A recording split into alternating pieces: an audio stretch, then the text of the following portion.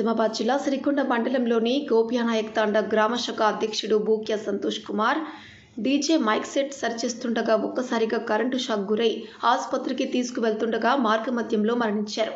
ఇది తెలుసుకున్న Nizamabad rural MLA doctor Rekulapalli Bhupath Reddy ఆయన అంత్యక్రియల్లో పాల్గొని మరణించిన వారి తాత మాజీ ఎంపీటీసీ రామ్ సింగ్ మరియు వారి తల్లిదండ్రులను బూక్యా సంతోష్లను పరామర్శించి ఓదార్చారు. అనంతరం ఎమ్మెల్యే మాట్లాడుతూ పిల్లలను గణపతి మండపాల దగ్గర కరెంటు బాక్సులు ముట్టకుండా జాగ్రత్తగా కనిపెట్టాలని అన్నారు. చనిపోయిన కుటుంబానికి పార్టీ అండగా ఉంటుందని ఆయన భరోసా నింపారు.